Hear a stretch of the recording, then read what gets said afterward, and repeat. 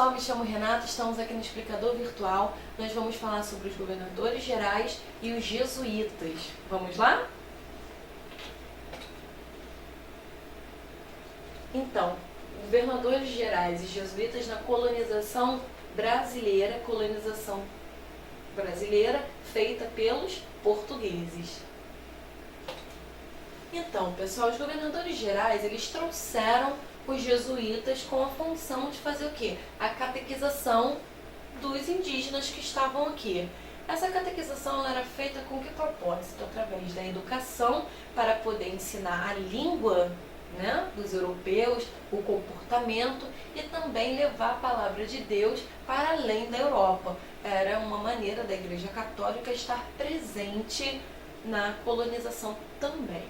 Então, pessoal, os padres jesuítas, né, porque eles pertencem à Companhia de Jesus. Logo, aqueles que pertencem à Companhia de Jesus são chamados de jesuítas. Eles tiveram importância muito grande nessa expansão da fé. Os jesuítas, eles eram contrários à escravidão. Eles não aceitavam a escravidão dos indígenas, o que não agradava os colonos.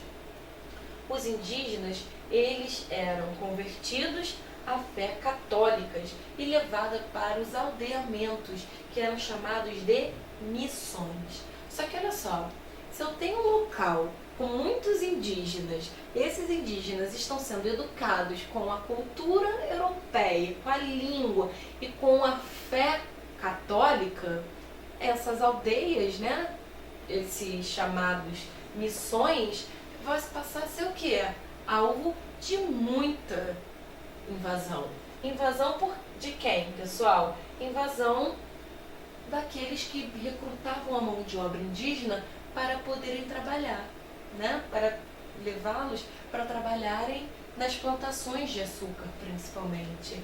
Olha só, eles aprendiam também, além de, né, a língua, através da leitura e escrita. Era uma espécie de escolas jesuítas. Até hoje, os jesuítas estão presentes no Brasil e têm escolas sobre a sua doutrina. Tudo bem? Então vamos lá falar um pouquinho mais sobre essas missões que eram alvo dessas invasões? Então, pessoal, como eu falei para vocês, essas missões elas eram muito atacadas porque era um alvo fácil com muita mão de obra. Quem iria protegê-los, né? Os jesuítas, eles não tinham um conhecimento bélico de proteção. Até talvez tivesse alguns, mas não era o suficiente para poder deter essas pessoas. Essa causa foi a responsável por muitas destruições e principalmente redução dessas missões. Tudo bem? Principalmente aqui, ó, no sul do nosso território. Os padres, eles catequizavam os índios, né, cuidavam da sua educação, mas tinha algumas práticas também dos indígenas que não era muito de acordo, né, com a fé cristã. Isso causava muito espanto, às vezes, até mesmo para os jesuítas, como é o caso da poligamia, ou seja, aquele índio que era casado com várias mulheres, não só uma, mas várias, tinham várias famílias, e a antropofagia. Quando nós falamos sobre os indígenas, né, os nativos do Brasil, nós não comentamos sobre a antropofagia. O que é? Era aquele ritual, né, da antropofagia, em que os guerreiros ou pessoas inimigas eram capturadas, eram muito bem tratadas, alimentadas, às vezes elas eram toda adornada, pintada, enfeitada, enfim, e depois de todo um ritual, essa pessoa era morta e os índios se alimentavam da carne dela, bebiam seu sangue, porque eles acreditavam que era uma espécie de absorção das virtudes daquele guerreiro, das virtudes daquela pessoa. De um certo modo, vendo pelo olhar indígena, era até uma homenagem que era feita a esse guerreiro, porque era feito através do ritual da antropofagia o reconhecimento de virtudes. Para os indígenas isso era uma prática muito natural, mas para o europeu não, e também não vista tão natural com relação aos jesuítas, tá? Assim também como os europeus, os jesuítas, que também eram europeus, eles não viam essa prática com muita naturalidade, não. Tudo bem, pessoal? Então vamos fazer exercício para a gente poder praticar melhor os nossos conhecimentos? Vamos lá. A gente vai assinalar V para verdadeiro e F para falso em relação ao que? Governo geral no Brasil. Vamos lá? Então, letra A.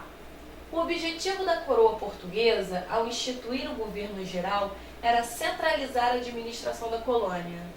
Certo, né? Ia tirar o poder centralizado da mão de quem?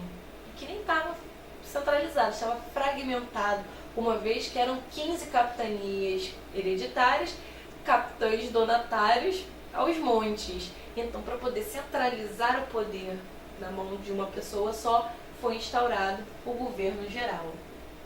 Certinho. Já dei a dica da outra, pessoal. Não vale, hein? Olha lá, letra B.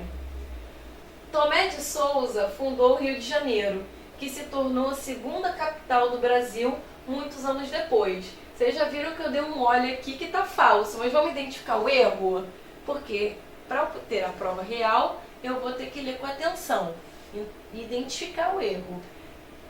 Eu sei que o Brasil vai ter uma capital que vai ser no sul, no norte, né? Ou seja, que vai ser Salvador, a primeira capital do Brasil, mas o Brasil depois vai ter uma segunda capital, e que essa segunda capital vai ser aonde? No Rio de Janeiro. Lembra que a coroa portuguesa vai dividir o governo geral em dois, no norte e no sul? No norte foi Salvador, no sul será o Rio de Janeiro. Então, de fato, depois que a família real chegar aqui no Brasil, a gente vai ver essa mudança aí em relação à capital. E depois vai ter uma outra mudança, né? Porque atualmente a capital do Brasil é em Brasília, que é uma cidade projetada no Distrito Federal. Tudo bem? Então olha só, pessoal, eu sei então que vou identificar o erro antes da vírgula. E eu já identifiquei. Foi Tomé de Souza que fundou o Rio de Janeiro? Não foi, né? Foi Mendes Sá. Tomé de Souza foi o primeiro governador geral.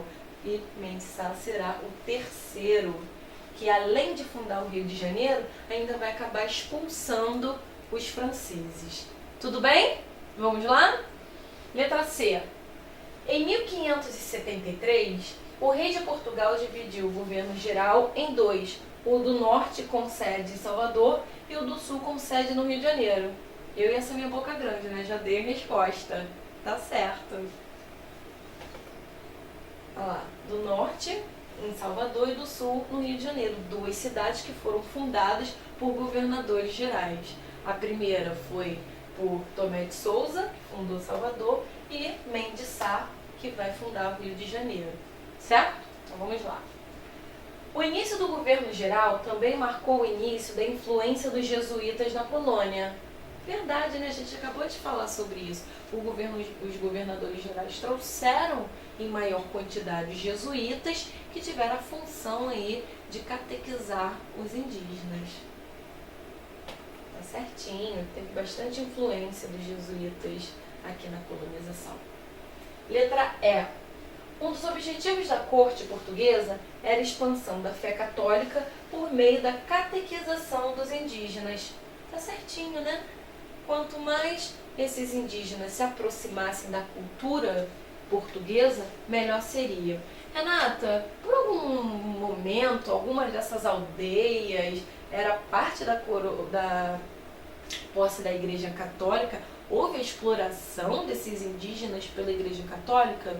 Então, pessoal, teve um período que sim, que a Igreja Católica explorou a mão de obra desses indígenas, né, em algumas missões, mas ela era logo abafada, logo exterminada, porque a posse daquele território era da coroa portuguesa. Então a coroa portuguesa não ia permitir que a Igreja Católica dominasse toda aquela região.